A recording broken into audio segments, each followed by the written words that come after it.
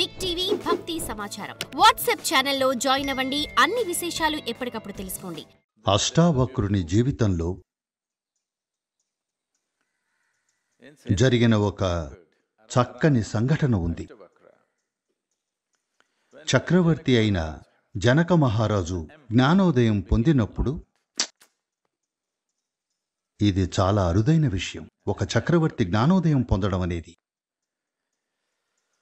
అరుదైనదే కాదు, అద్భుతమైంది కూడా. ఎందుకంటే జ్ఞానోదయం పొందిన రాజు ఉంటే ప్రజలకు ఎన్నో విధాలుగా మేలు జరుగుతుంది. అంతకన్నా గొప్ప వరం ఉండదు. అలా జరిగినప్పుడు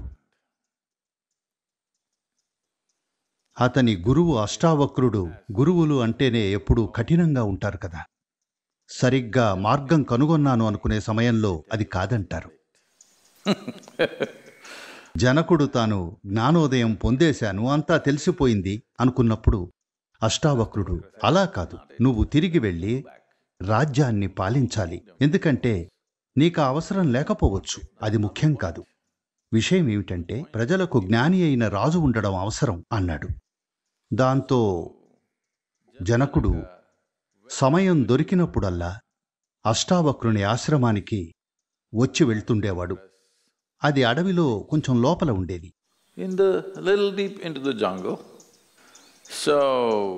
అలా జనకుడు తరచూ ఆశ్రమానికి వెళ్ళొస్తూ ఉండేవాడు. తెలిసిందే కదా, గురువులంతా ఒంటరిగా ఉంటారు.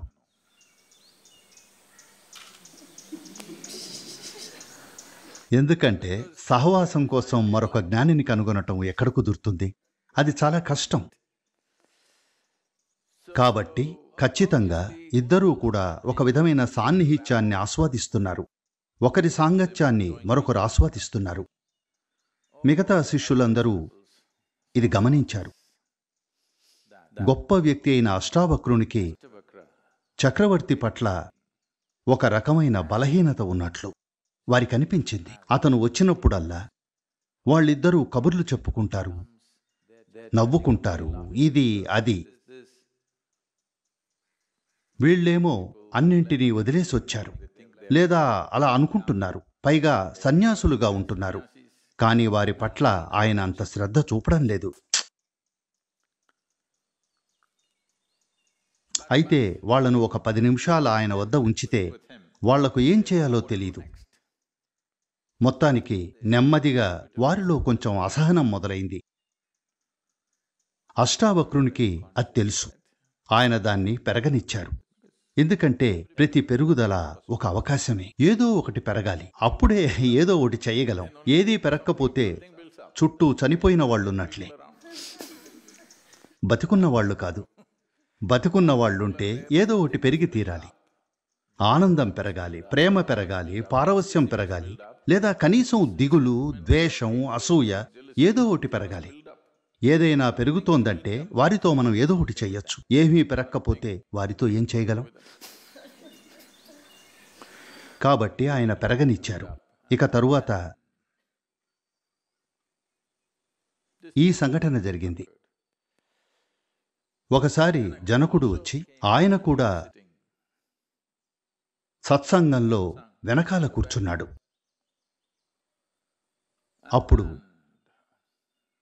అష్టావక్రులు ఏదో చెబుతుండగా ఒక్కసారిగా ఒక సైనికుడు సత్సంగంలోకి పరిగెత్తుకుంటూ వచ్చాడు. కనీసం గురువు వైపు చూడను కూడా చూడకుండా నేరుగా చక్రవర్తి దగ్గరకు పరిగెత్తి గట్టిగా, రాజభవనం కాలిపోతోంది, మీరు వెంటనే రావాలి అని అరిచాడు. జనకుడు, ముందిక్కడ్నుంచి వెళ్ళు. ఎంత ధైర్యం! సత్సంగంలోకి పరిగెత్తుకొస్తావా? నా గురువుగారికి నమస్కరించకుండా ఇక్కడికి పరిగెత్తుకొచ్చి చెత్త విషయాలు వాగుతావా? ముందిక్కడ్నుంచి వెళ్ళు అన్నాడు. ఆపై అష్టావక్రులు కొనసాగించారు కార్యక్రమంలో మిగిలిన భాగాన్ని. జనకుడు అక్కడే కూర్చున్నాడు. ఓ పక్క రాజభవనం కాలిపోతోంది. ఇక్కడున్న వారికది సమస్య కాదు, కానీ అక్కడ కేకలు పెడుతున్నారు. కానీ ఇక్కడది ఎవరికీ చింత కాదు.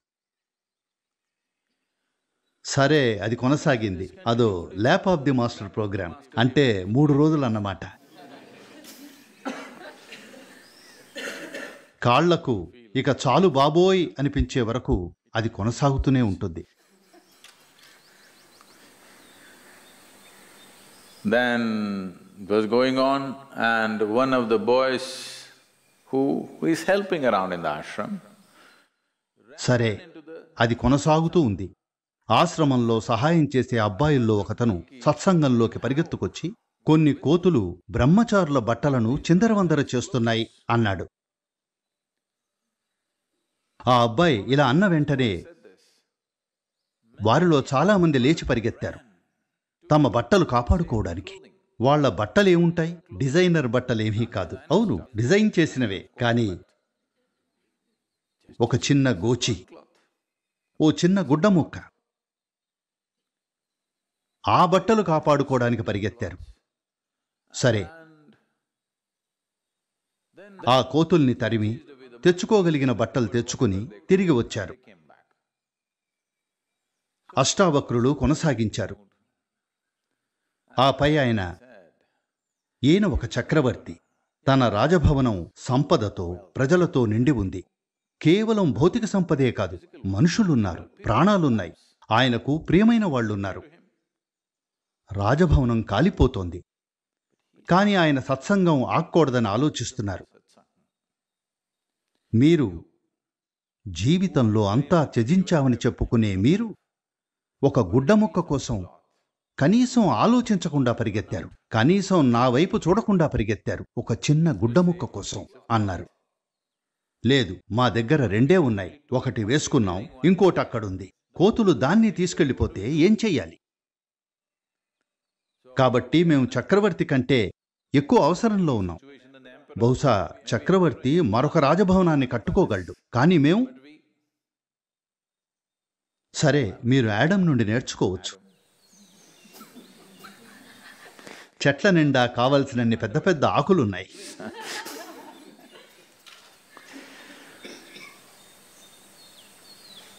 అప్పుడు అష్టావక్రులు, ప్రశ్న మీ దగ్గర ఏముందన్నది కాదు, మీరు దాన్ని ఏ విధంగా చూస్తున్నారన్నదే విషయం అన్నారు. మీకు ఒక రాజ్యం ఉన్నా మీరు దాన్ని ఒక విధంగా చూడొచ్చు. రాజ్యం అంటే కేవలం బాహ్యమైన ధనం, జనం, డబ్బు అనుకోవలసిన అవసరం లేదు. చాలామందికి వారి శరీరం, మనసే వారి రాజ్యం. మీరు దాన్నెలా చూస్తున్నారు? ఒక విధంగా చూస్తే అది బాధను మిగులుస్తుంది.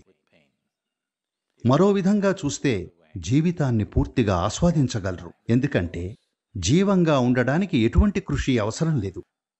గుర్తు చేస్తున్నానంతే, మీరు జీవం. హలో. Yes, you are. చూడండి, మీ పక్కన ఉన్న రాయిని చూడండి, అది ఎంత సరళంగా, ప్రశాంతంగా ఉందో. అవునా కాదా? మీరు జీవం కాకపోతే మీరు కూడా సరళంగా, ప్రశాంతంగా ఉండేవారు. అందుకే ప్రజలు మద్యం, మాదక ద్రవ్యాలు, ఆహారం, ఇంకేదో దాంతో మునిగిపోవాలనుకుంటారు, లేదా టాయిలెట్ క్లీనింగ్లోనో మునిగిపోవాలనుకుంటారు. ఎందుకంటే ఏదో విధంగా జీవం లేకుండా ఉండటం చాలా సులభం, సరళం అని తెలుసుకున్నారు. మీరు పెద్దగా సజీవంగా ఉండకపోతే అది చాలా సులభం, సరళం. ఎక్కడో ఒక రాయిలా కూర్చుండిపోవచ్చు. కానీ మరణ సమయంలో మీరొక జీవమని, జీవం కాదన్నట్టు నటిస్తున్నారని స్పష్టమవుతుంది. జీవం కాకుంటే చనిపోరు కదా.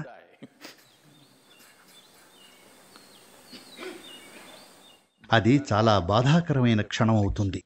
కాబట్టి మీరు ఎరుకతో ఉండాలి. అందుకే నేనెప్పుడూ గుర్తు చేస్తుంటాను, మీరు ఒకరోజు చనిపోతారు, ఖచ్చితంగా మీరు ఒకరోజు చనిపోతారు అంటుంటాను. మీకు చావు రావాలని కోరుకోవడం లేదు, నా సహాయం లేకుండానే అది జరుగుతుంది. నాకా విషయంలో నమ్మకం ఉంది. నేను మీకు చావుని కోరాల్సిన అవసరం లేదు. మీరు ఎలాగూ చనిపోతారు. నిరంతరం మరణం గురించి గుర్తు చేయడంలోని ఉద్దేశం మీకు ఇది తెలిసేలా చేయడమే. మీరొక జీవం. మీరీ రాయిలా ఉంటే కుదరదు, మీరో మరమనిషిలా ఉంటే కుదరదు. అది నడుస్తుంది, మాట్లాడుతుంది, మీరు చేయగలిగినవన్నీ చేయగలదు, కానీ అది సజీవంగా ఉండలేదు. ముఖ్యమైన విషయం అదే. ఇది ముఖ్యమా కాదా? లేదు లేదు లేదు. నేను ఇతరులు చేసేది చేయగలిగితే అదే చాలు. జీవంతో ఉన్నా లేకపోయినా పర్వాలేదు, అవునా? నేను ఇతరులంత బాగా పనులు చేయగలిగితే, ఇతరులంత విజయం సాధించగలిగితే, నా దగ్గర ఇతరుల దగ్గర ఉన్నవి ఉంటే లేదా ఎవరి దగ్గర లేని ఉంటే అదే చాలు. చాలామందికి అదే చాలు. కాబట్టి ఎన్నో విధాలుగా తెలియకుండానే వాళ్ళు ఇలా నిర్ధారించుకున్నారు, జీవితానికి పరిష్కారం జీవించకపోవడమే అని.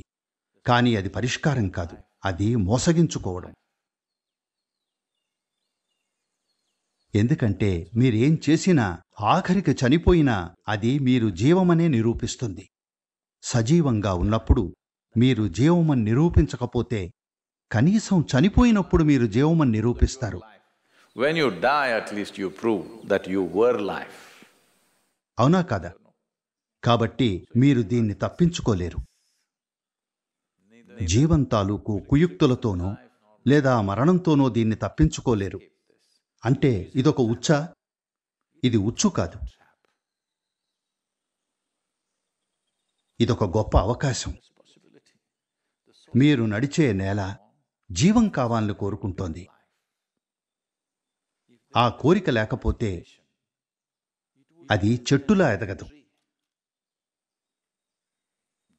జీవం కానిది ఉంది, అది జీవం కావాలని కోరుకుంటోంది. లేకపోతే ఈ విశ్వంలో ఏమీ జరిగేది కాదు.